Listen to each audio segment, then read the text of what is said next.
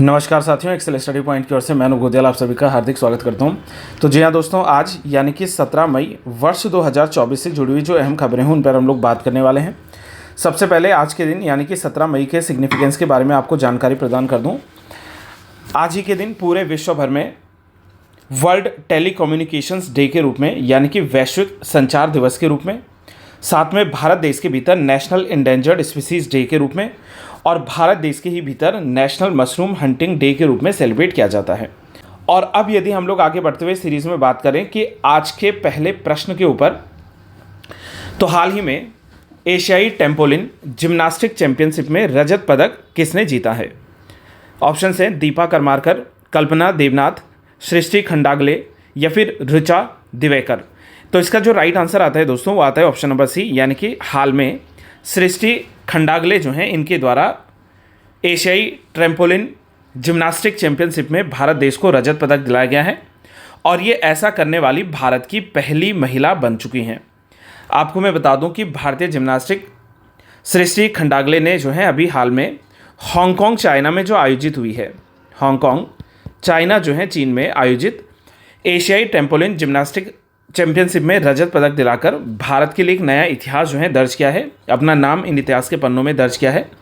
और उन्होंने महिलाओं की जो व्यक्तिगत आयु वर्ग स्पर्धा थी उसमें रजत पदक जीता है, जिससे कि देश के कई अन्य ऐसे युवा जिम्नास्टिक हैं जिनको प्रेरणा मिलती रहेगी। बात कर लेते हैं दूसरे प्रश्न की। हाल ही में विश्व हाइड्रोजन शिखर सम्मेलन और प्रदर्शनी 2024 का आयोजन कहाँ किया गया है? आपके ऑप्शन से लंदन, मॉस्को, पेरिस या फिर रॉटरडम में।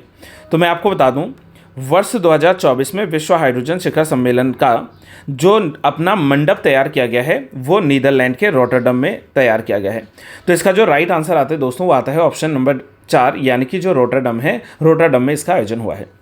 भारत ने रॉटरडम यानी कि नीदरलैंड में 2024 विश्व हाइड्रोजन शिखर सम्मेलन में अपना मंडप स्थापित किया है, जिसका उद्घाटन इन्होंने 12 मई को नवीन और नवीकरणीय ऊर्जा मंत्रालय के भूपिंदर सिंह भल्ला जी के द्वारा किया गया है। आपको बता दूं कि 13 से लेकर 15 मई तक चलने वाला ये जो कार्यक्रम है इसमें दुनिया भर के लगभग 15,000 से भी अधिक रिप्रेजेंटेटिव से प्रतिनिधि जो हैं इसमें मौजूद रहे हैं। सस्टेनेबल एनर्जी काउंसिल और नीदरलैंड सरकार के द्वारा आपसी सहयोग के कारण, आपसी भागीदारी के कारण इसका जो है आयोजन किया गया है। और ये मुख्य रूप से जो ग्रीन हाइड्रोजन टेक्नोलॉजी है यानी कि हरित हाइड्रोजन प्रौद्योगिकी और एक जो परमानेंट फ्यूल सोर्स होता है यानी कि एक स्थायी ईंधन स्रोत होता है, इसके रूप में वैश्विक मंच को अपनाने के लिए और इसको बढ़ावा देने के लिए जो है कार्य किया गया है। तो यहाँ पर याद रखा जा सकता है कि हाल में विश्व हाइड्रोजन शिखर सम्मेलन और प्रदर्शनी 2024 का आयोजन रॉटरडम यानी कि नीदरलैंड में हुआ है। आगे बढ़ते हुए बात कर लेते हैं एक प्रमुख खबर पर, जिसके तहत क्वेश्चन नंबर 3 आपसे पूछा हुआ है कि हाल ही में memory of the world committee for Asia and the Pacific, जिसको शॉर्ट में MOWCAP के नाम से जानते हैं, इसकी 10वीं बैठक का आयोजन कहाँ पर किया गया है? और इसी 10वीं बैठक के आयोजन के भीतर मैं आपको बता दूं कि भारत की, पहले तो इसको ये समझ लीजिए कि इसका जो आयोजन किया गया है मंगोलिया में। अगर हम लोग बात करें उलान बातर मंगोलिया में इसका आयोजन हुआ है और भारत ने इसमें रामचरितमानस, पंचतंत्र और सहृदय लोकलोकन की 2024 के लिए जो है यूनेस्को की memory of the world Asia Pacific regional register में शामिल कर दिया है इन 3 पुस्तकों को, जिसमें श्री रामचरितमानस, पंचतंत्र पंडित विष्णु शर्मा जी के द्वारा रचित पंचतंत्र और सहृदय लोकलोकन जो है इनको शामिल किया गया है।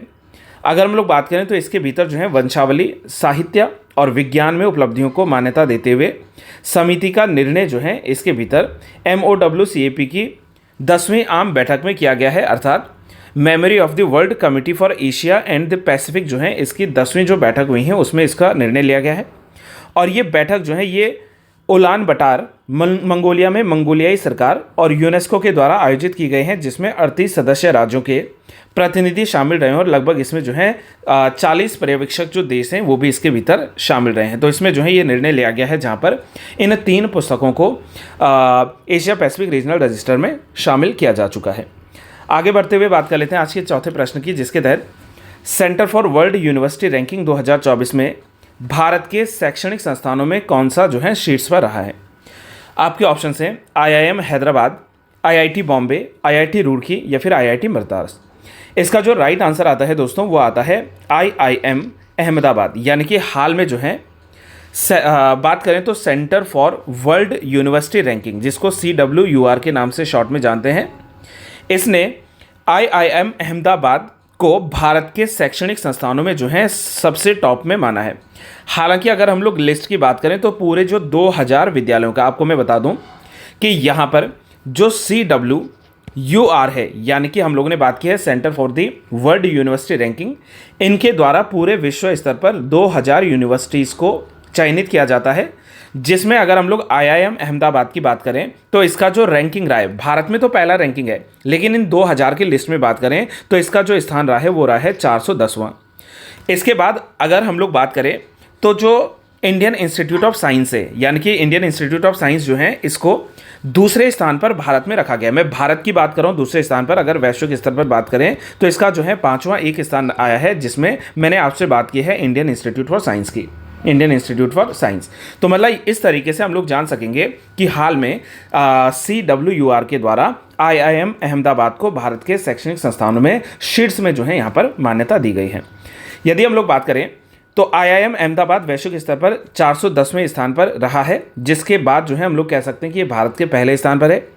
रैंकिंग प्रक्रिया के भीतर दुनिया भर के लगभग जो है 20,966 से भी अधिक विश्वविद्यालयों के डेटा की जांच की गई थी, और वैश्विक विश्वविद्यालय प्रदर्शनी जो है यहाँ पर ध्यान केंद्रित करते हुए centre for world university ranking की स्थापना वर्ष 2012 में की गई थी, और ये स्थापना जो है नादिम महासेन के द्वारा यहाँ पर की गई थी। अगर CWUR की बात करें तो ये अपने मूल्यांकन के लिए 7 जो है क्राइटेरियाज रखता है, 7 इंडिकेटर्स रखता है, जिसमें जैसे हम लोगों ने बात की है शिक्षा की गुणवत्ता किसी देश में कैसी है, पूर्व छात्रों पर जो है रोजगार उनको कितना प्रदान किया गया है, और संकाय की गुणवत्ता इत्यादि जो है इसके विषयों के भीतर शामिल किए जाते हैं। और जैसा मैंने आपसे यहाँ पर बताया है कि वर्तमान समय में अगर हम लोग बात करें तो जो टॉप 2000 कंट्रीज टॉप 2000 जो यूनिवर्सिटीज़ या इंस्टीट्यूशंस रहे हैं, उनके भीतर अगर हम लोग वर्ल्ड वाइड चलें, अगर हम लोग वैश्विक स्तर पर बात करें तो हार्वर्ड यूनिवर्सिटी जो है इसका स्थान पहला रहा है, स्कोर 100 में से 100 रहा है, यूनाइटेड स्टेट्स ऑफ अमेरिका में है। फिर मैसाचुसेट्स इंस्टीट्यूट ऑफ टेक्नोलॉजी, इसको दूसरा स्थान मिला है। स्टैनफोर्ड यूनिवर्सिटी तीसरे पर है, यूनिवर्सिटी ऑफ कैम्ब्रिज चौथे स्थान पर रही हैं, और यूनिवर्सिटी ऑफ ऑक्सफोर्ड जो है ये 5वें स्थान पर रही है अगर हम लोग ग्लोबली बात करें। और यदि इंडिया की बात करें तो 410वें स्थान पर वैश्विक स्तर पर, लेकिन भारत में पहले स्थान पर जो रहा है वो Indian institute of management Ahmedabad या IIM अहमदाबाद रहा है। दूसरे स्थान पर इंडियन इंस्टीट्यूट ऑफ साइंस, तीसरे स्थान पर Indian institute of technology and Bombay, चौथे स्थान पर Indian institute of technology Madras यानी कि IIT मद्रास, और उसके बाद जो है Tata institute of fundamental research, इसको 606 अंकों के साथ में भारत में 5वां स्थान मिला है। और अगर 2000 की लिस्ट के भीतर देखें तो इसका जो रैंकिंग रहा है वो रहा है दैट इज़ इन 606, राइट। अब हम लोग बात कर लेते हैं अगले प्रश्न की ओर कि हाल ही में भारतीय वायुसेना के द्वारा किस स्थान पर एयर ड्रॉप करके आरोग्य मैत्री क्यूब यानी कि भीष्म पोर्टल जो है इस अस्पताल का फील्ड परीक्षण किया गया है। मैं आपको बता दूं कि हाल में उत्तर प्रदेश जो है, इस उत्तर प्रदेश के आगरा में भारतीय वायुसेना के द्वारा आरोग्य मैत्री क्यूब भीष्म पोर्टेबल जो हॉस्पिटल है इसको यहाँ पर परीक्षण किया गया है। भीष्म की बात करें तो भीष्म का अर्थात मतलब ये समझ लीजिए भारत हेल्थ इनिशिएटिव फॉर सहयोग हित एंड मैत्री, भारत सहयोग हित और मैत्री के आधार पर जो है इसका नाम पड़ा है भीष्म। और 14 मई वर्ष 2024 को भारतीय वायुसेना ने उत्तर प्रदेश के आगरा में एयर ड्रॉप करके आरोग्य मैत्री यानी कि भीष्म जो है पोर्टेबल अस्पताल इसका परीक्षण किया है। ये परीक्षण ऐसा पहला अवसर है जब भारतीय वायुसेना ने इस अभियान को, इस नए चिकित्सा अभियान को तैनात किया है, और इसका उद्देश्य आपातकालीन स्थिति के दौरान चिकित्सा प्रक्रिया में और अधिक जो है तीव्र क्षमताओं के साथ लोगों को राहत कार्य पहुंचाया जाए, इसके लिए कार्य किया गया है। जिसके चलते मैंने आपको यहाँ पर ये बताया है कि भारत के इतिहास में ऐसा पहली बार हो रहा है जहाँ पर भीष्म प्रोजेक्ट को स्वास्थ्य मंत्रालय, रक्षा मंत्रालय और राष्ट्रीय सुरक्षा परिषद की टीम ने संयुक्त रूप से विकसित किया है। और इस विमान से लगभग 1500 फीट से भी अधिक की दूरी से पोर्टेबल अस्पताल को 2 पैराशूट के समूह से ज़मीन पर जो है उतारा गया है। और ये जो क्यूब निमा दिखने वाला अस्पताल है ये महज 12 मिनट में बनकर तैयार हो गया था। ये वाटरप्रूफ है और बहुत ही जो है लाइट है, बहुत ही हल्का है, ताकि इसको हवा में एक स्थान से दूसरे स्थान तक पहुंचाया जा सके।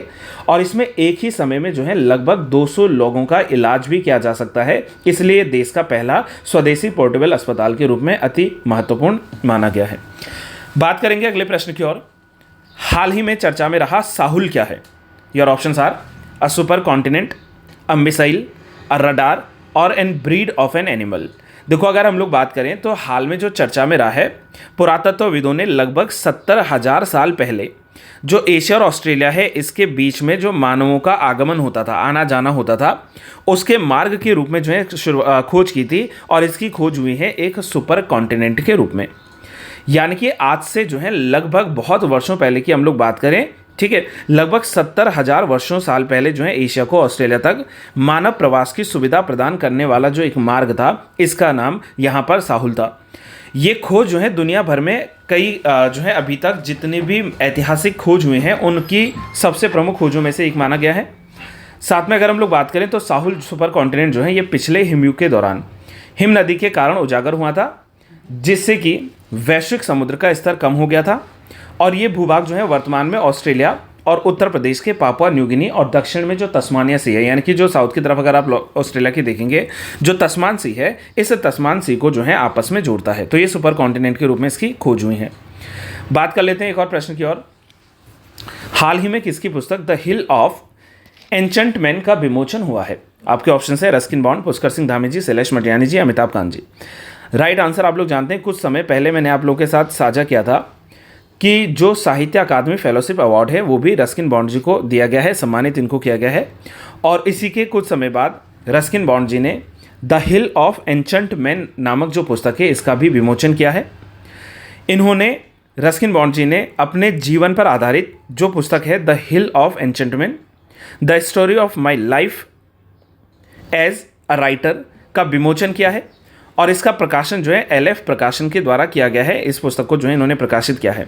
साथ में बता दूं कि रस्किन बॉन्ड जी की जो पहली कहानी थी वो 1951 में स्टेट वीकली में जो है पहली बार छपी थी। और रस्किन बॉन्ड जी के जीवन से लेकर उनकी जीवनी को लेकर मैं प्रीवियस वीडियो में पूरा जो है आप लोगों को साझा कर चुका हूँ। तो आप एक बार जो है चैनल पर जाकर उस वीडियो को अच्छे से वहाँ पर देख लीजिएगा। आज की अंतिम प्रश्न की ओर आगे बढ़ते हुए हम लोग बात करेंगे कि हाल ही में किसे freedom of the city of London पुरस्कार से सम्मानित किया गया है। ये ऑप्शंस आर शबाना आजमी, सायरा बानो, हेमा मालिनी और प्रियंका चोपड़ा। तो मैं आपको बता दूं कि हाल में सुप्रसिद्ध भारतीय अभिनेत्री शबाना आजमी जी को freedom of the city of London पुरस्कार से सम्मानित किया गया है। और इनके अगर हम लोग करियर की बात करें, जो लंबे दशक से एक लंबे दौर से लगातार जो है कार्यरत रही हैं, मशहूर अभिनेत्री शबाना आजमी को भारतीय सिनेमा में उल्लेखनीय योगदान और महिलाओं के अधिकारों का प्रचार करने के लिए freedom of the city of London पुरस्कार से सम्मानित किया जा चुका है। सर्वश्रेष्ठ अभिनेत्री के रूप में इन्होंने 5 राष्ट्रीय पुरस्कार और 6 फिल्म फेयर पुरस्कार भी जीते हैं।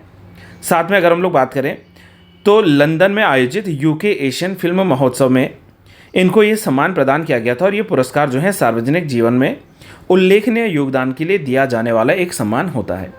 तो बस आज हम लोग इन्हीं सारी प्रमुख न्यूज़ पर बात करेंगे। और मुझे उम्मीद है दोस्तों कि आप लोगों को जो है वीडियो समझ में आई होगी। और अगर आप लोगों को वीडियो पसंद आती है, वीडियो अच्छी लगती है, तो आपको करना बस इतना है कि वीडियो को ज़्यादा से ज़्यादा शेयर करना है। कंटेंट अच्छा लगता है तो उसको लाइक करना है। और आप लोग अगर कोई सवाल पूछना चाहते हैं, किसी स्पेशल करंट अफेयर न्यूज़ पर व्यूज़ जानना चाहते हैं, तो उसके लिए आप लोग जो है कमेंट जरूर कीजिएगा। Till then have a good day to all. Thank you so much. Keep learning and keep trying.